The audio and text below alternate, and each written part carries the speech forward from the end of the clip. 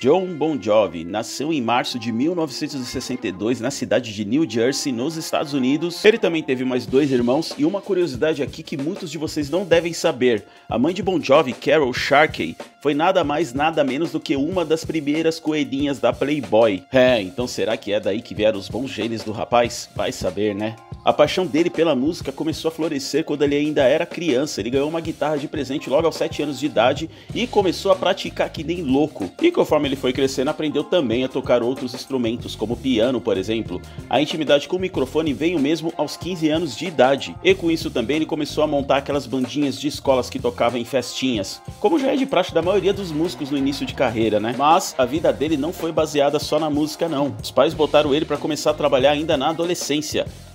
Garoto Jon, achou que ia só ficar brincando de rockstar a vida inteira? Nada disso. Daí então ele teve vários empregos temporários, como lavador de carros, zelador, vendedor de hambúrgueres, entre outros. Até que em 1980, aos 18 anos, ele se mudou para Nova York, e aí que o sonho de se tornar uma estrela do rock começou a tomar forma, pois ele começou a trabalhar no estúdio de seu primo Tony Bon Jovi, que na época já era um produtor renomado. O cara já tinha trabalhado com nomes de peso, como Ramones, Aerosmith, Ozzy Osbourne e até mesmo Jimi Hendrix. Só que no estúdio, na verdade, ele era meio que um faz-tudo, tipo um Severino quebra-galho, manja? Porém, ao mesmo tempo que trabalhava no estúdio, ele, malandro que só, né, foi aprendendo já alguma coisinha ou outra de gravação, dando uma bisoiada nos trampos do primo, e este, por sua vez, autorizou Bon Jovi a ensaiar e fazer algumas gravações nas horas vagas do estúdio com a banda que ele tinha na época. Banda esta que, inclusive, já contava com o tecladista David Bryan, e olha só que curioso, contava também com o guitarrista Dave Snake Sabo, que anos mais tarde viria a ser guitarrista do Skid Row. E em meio a essas gravações que ele fez com sua banda, surgiu uma música muito interessante chamada Runaway, que tempos depois viria a participar de um concurso de rádio. E essa música repercutiu tanto que ela começou a tocar em tudo quanto é rádio. E aí ela acabou também ganhando um clipe que rolou em programas do mundo inteiro, sacramentando assim o que foi o primeiro sucesso de Bon Jovi em um longínquo ano de 1983.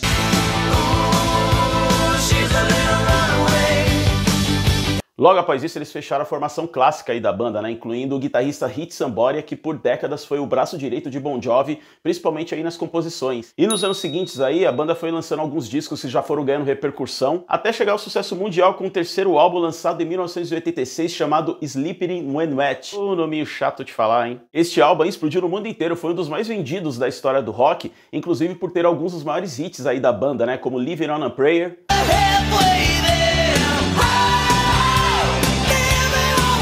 You Give Love a Bad Name,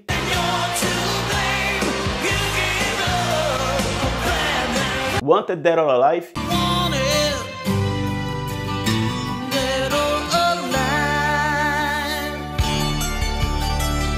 e daí pra frente foram muitos outros álbuns e turnês de sucesso, turnês mundiais, né? Principalmente aí entre os anos 80 e início dos anos 2000. E embora hoje em dia eles não façam mais aquele sucesso que fizeram naquela época, né? A banda conseguiu construir aí uma carreira bem sólida, mesmo com a saída do guitarrista Rich Sambora em 2013, sendo substituído pelo guitarrista Phil X. E a banda seguiu aí gravando álbuns, fazendo turnês pelo mundo inteiro, e detalhe, com shows sempre lotados. Inclusive dizem as más línguas aí que as turnês do Bon Jovi são uma das mais lucrativas do mundo, né? Inclusive, falando em shows, uma das coisas que veio bastante à tona aí nos últimos anos são as performances ao vivo, né, de Jon Bon Jovi, principalmente devido à sua voz. Diversos vídeos vêm circulando aí na internet, né, onde o cantor desafina, não consegue atingir os tons das músicas dos grandes clássicos, né, que ele gravou nos anos 80 e 90.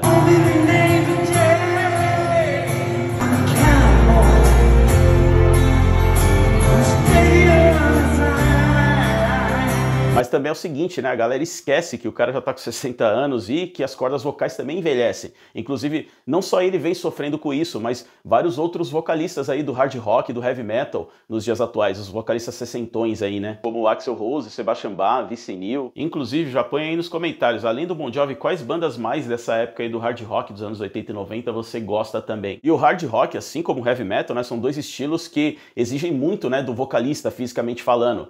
Principalmente por causa das músicas com tom lá em cima, né? E muito uso de técnicas também, que usada de forma demasiada, acaba desgastando muito, forçando muito a voz. E já que cantar e performar em cima do palco não deixa de ser um esforço físico, vamos dizer assim, né? O estilo de vida do vocalista também tem que contar muito. O cara tem que cuidar da saúde, cuidar do corpo, cultivar hábitos saudáveis, né? E a gente sabe que a maioria desses vocalistas aí dos anos 80, que atingiram a fama nos anos 80 e 90, não ligavam muito pra isso, né? Muito pelo contrário, os caras tocavam puteiro mesmo, mano, era tudo vida louca. E era um lance meio que já da cultura ali do show business na época, né? O meio que os caras estavam inseridos, eles tinham acesso a tudo muito fácil, não só a mulherada, né? Mas também em relação a substâncias químicas, muito álcool e por aí vai, né? Bon Jovi era um dos únicos aí que fugia um pouco desse estereótipo de rockstar inconsequente da época aí, né? Pelo menos assim, cuidar do corpo, a gente sabe que o cara sempre cuidou, só de você olhar o porte físico dele, você já nota isso, né? E pesquisando, eu até achei uma matéria do Whiplash, do site Whiplash, né?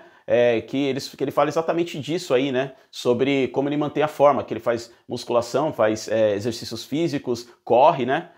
Que é uma coisa que ajuda ele a melhorar a sua condição cardiorrespiratória, seu condicionamento, até porque tudo isso é uma coisa que ajuda muito nos shows. A performance de Bon Jovi é muito energética, né?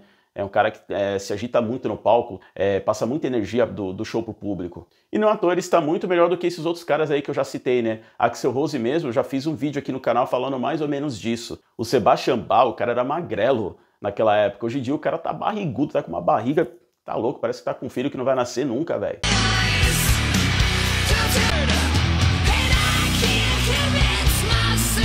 E galera, velhice não é desculpa para falar que foi por isso que engordou, que porque adquiriu um monte de problema de saúde e tal. Se você se manter treinando, cultivando hábitos saudáveis, dá sim para envelhecer muito bem, assim como o Bon Jovi. É você amenizar os impactos aí dos efeitos da velhice, né, que vai deteriorando o corpo com o passar dos anos. E não só o corpo, aqui também, tá? Ajuda a manter a cabecinha sã. E Bon Jovi é um ótimo exemplo aí, né, de um roqueiro, um artista, né, que envelheceu muito bem. Outro cara que é legal citar também é o guitarrista do Def Leppard. O cara já tem 64 anos e olha só o shape do tiozinho, mano.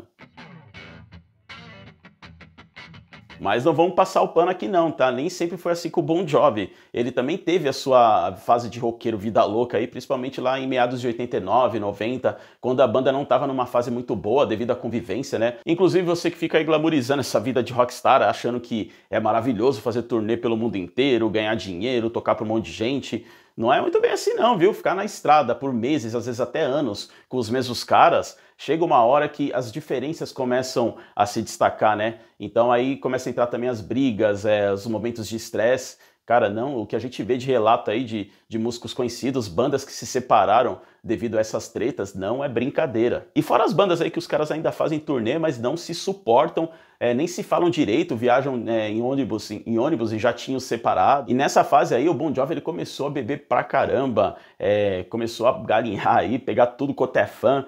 E infelizmente também ele começou a usar droga, né? Começou a usar, pelo que eu pesquisei, ele entrou no círculo vicioso de usar afetamina para entrar no palco cheio de energia, né? E depois o que acontecia? Ele tomava calmante para conseguir dormir. E ele fez isso por muito tempo, até chegar uma hora que caiu a ficha e ele viu o mal que ele estava fazendo para a saúde dele. E ainda bem que quando caiu essa ficha dele, ele ainda era muito jovem, né? Ele tinha menos de 30, se eu não me engano. Ou seja, ele era um bom jovem, né? Haha, você sabia que uma hora ia fazer a piadinha dessas, né? Daí então eles resolveram dar um tempo da banda, né? O Jon Bon Jovi, ele resolveu lançar aí uma carreira solo, porque caso você não saiba, a banda Bon Jovi é a banda em si, né? Não é exatamente a carreira solo dele. A carreira solo dele foi intitulada como Jon Bon Jovi e contava também com outros músicos que não tinha nada a ver com a banda dele, né? E nessa carreira solo dele aí, ele escreveu a trilha sonora do filme Young Guns, que aqui no Brasil foi intitulado de Jovem Demais para Morrer. E o maior sucesso dessa trilha sonora com certeza é a música Blaze of Glory. Cara, cê é louco, até hoje eu me arrepio com essa música, com esse clipe.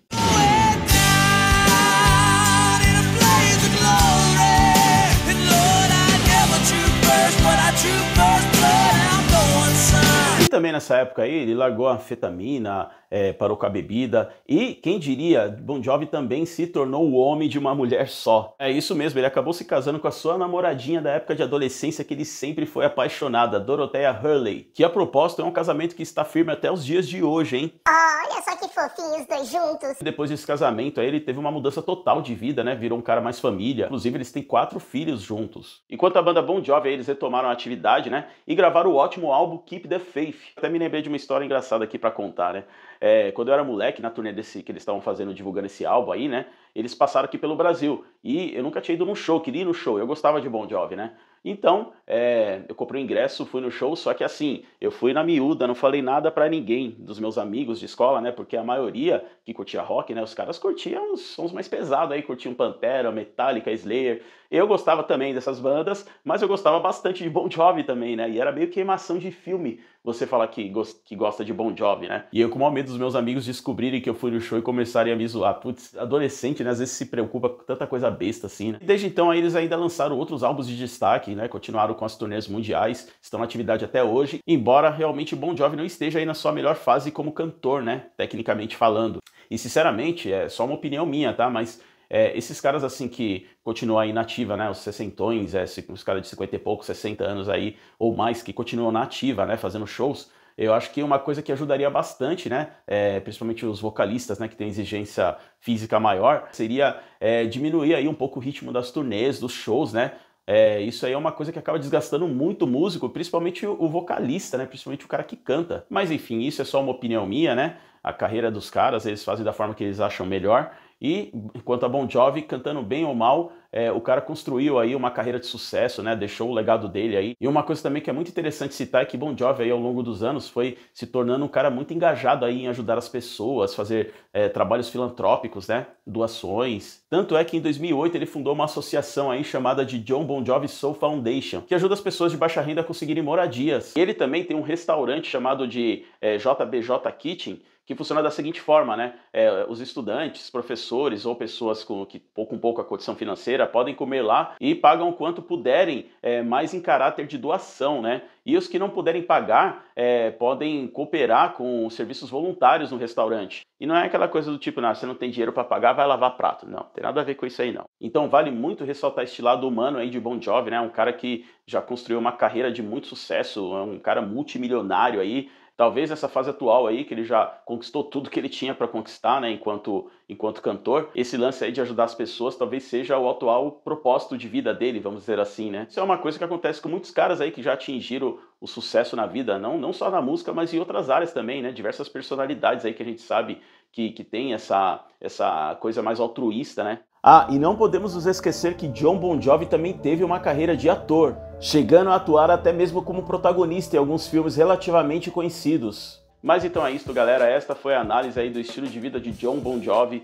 Se por um acaso você tem um artista bacana aí, que tem um estilo de vida interessante pra gente falar, fazer uma análise desse tipo, deixa a sugestão aqui nos comentários. Bom, então vou ficando por aqui. Não se esqueça de deixar aquele like maroto. Meu Deus, maroto, tô ficando velho mesmo, hein? Se inscreva aí no canal, ative as notificações e eu espero te ver no próximo vídeo.